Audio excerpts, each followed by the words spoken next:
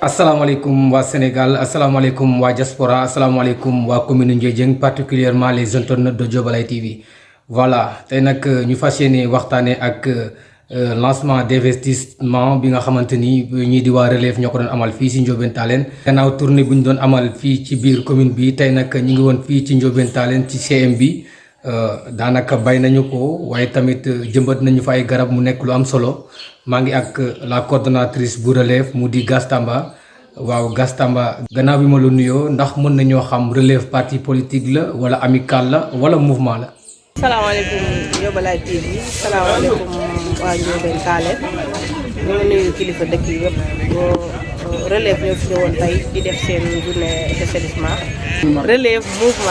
mouvement pour le développement la du parti politique ñun politique wuñu mënuñ ko considérer comme amical des élèves parce que am na ay ñoo xamante ni nekkuñu étudiant nekkuñu élève ñu ngi ci yeneen liggéey yi ñuy liggéey nekkul élève kese ñoo ko séq ak étudiant moo tax mënul nekk amical.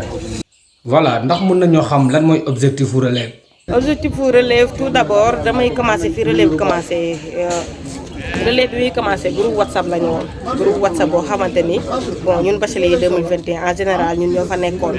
léegi bi ñu demee ba ci biir ñu ne pourquoi ñu yem ci groupe WhatsApp ba nga xamante ni ñëpp dañuy toog samedi dimanche am temps di wax di dem ñu ne pourquoi pas ñu révoluer évoluer un peu changer groupe WhatsApp bi mu nekk groupe WhatsApp boo xamante ni day actif léegi loolu la ñu commencé ba tuddee groupe bi Relève ba commencé di def activités yi ñuy def yëpp développement moo ñu soxal social moo ñu soxal ay jeunes lañ ci gox bi lépp loo xamante ni gox bi jeune war na ko fi def pour mu avancer bëgg nañ ko def. waaw ñu gis ne yeneen activités ñu ngi fii waaye tey jii lan moo tax yéen ngeen choisir li nga xamante ni moo di assainissement plus reboisement. waaw assainissement bi lu tax ñu choisir ko mooy mën naa wax ne c'est le moment parce que déjà bientôt école yi ubbi te ku xam suñu gox xam na ñun ay villageois lañ dëkk ñax la waaw école yi day am ñax parents yi suñu bëggee ubbi sax directeurs yi dañuy am problème pour mën a ubbi dinañu tardeel daal suñu ouverture dinañu tardeel toog ay semaine ci ay defar école ak yooyu léegi nag puisque ñun ñu ngi fii defuñu dara pourquoi pas ñu ñëw defal ko suñuy rakk loolu moo tax ñu choisir moment ouverture yi avant élèves di ñëw nga xam ne bu ñu ñëwee dañuy ubbi seen école direct di tardé. voilà coow li bëri woon na lool ñu bëri doon wax ne Relève amical la boo xamante ni dafay ñëw pour rivaliser amicalu commune bi daal di nekk ci dëkk yi di leen diviser te lan ngay wax si loolu. non nekkul rival ci amicalu commune bi di leen wax que ni Relève mbiru ñëpp la mbirum jeunesse la. ku gis activité yi ñuy def nga xam ne ñun concurrence soxaluñu amical bi ñi nekk étudiant ci biir Relève ci amical bi lañ bokk parce que ci commune bi lañ bokk lépp lu xew ci amical bi dañ ciy dem lépp lu ñu war a def tamit duñ tardé benn yoon ci amical bi. voilà loolu leer na léegi ban appel moom ngay def ci à l'endroit de la jeunesse et à la municipalité. Relève nag moom mouvement social la amul jeune amul mag amul ku mënta doon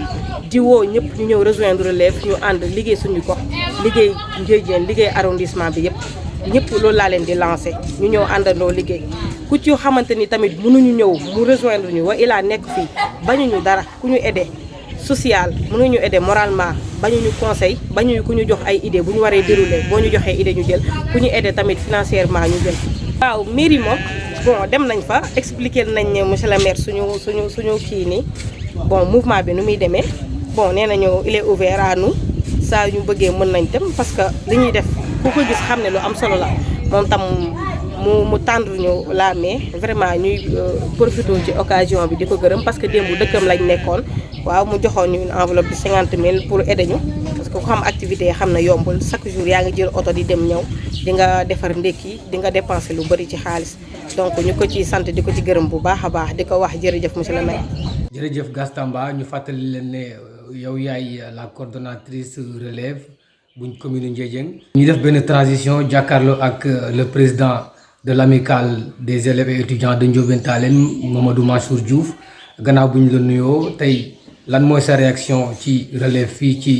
Ndiobène Tallène. rafetlu ci bés bi ñu ngi am contentement ak mbégte di accueillir Relève ak ses membres ñu ngi nekk ak coordonnatrice bi vraiment tey kontaan nañ ko parce que Relève bu jëlee initiative campagne d'investissement ñëw si Ndiobène Tallène pour def reboisement def set setal vraiment c'est un réel plaisir donc ñu ngi leen di remercier di remercier tous les membres de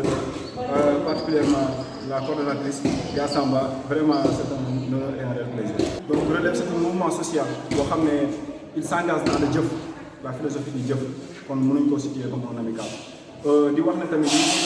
def ay concurrence ak relève ak yooyu concurrence xajul fi parce que c'est nous dans nous donc mën nañoo travailler ensemble ñu liggéey ñu njëriñ meilleur defe naa loolu moo gën que di xëcc fii di xëcc fii amical la seule structure reconnue c'est l'amicale des élèves et étudiants mais relève c'est un mouvement social. voilà mais tamit boo bëggee dem ci benn dëkk def ay activités il faut que nga woo amical ba fa nekk mën a collaborer ak ñoom liggéey ci dëkk boobu parce que ku nekk mënul dara lu servir sa localité. voilà parce que actes yi nii amical bi mu ngi fi mais def s'engagé wu ci actes yi nii relève en tant que mouvement social moo engagé donc ñu mënul dara def dara lu soutenir ko quoi. jërëjëf Mamadou Mansour Diouf jërëjëf waa relève ndaxte tey jii mën nañoo jàpp ne CM bu Ndiobène Tallene war na mën a def li nga xamante ni moo di ubbi tey jàng tey ndaxte CM bi bay nañ ko ba mu set def nañ fa reboisement defar nañu fa ay garab voilà ci teewaayu agent des eaux et forêts de la commune de Ndiédiène teewaayu imam bu Ndiobène Tallene ci teewaayu le surveillant général ci teewaayu président APE ci teewaayu les chefs de village.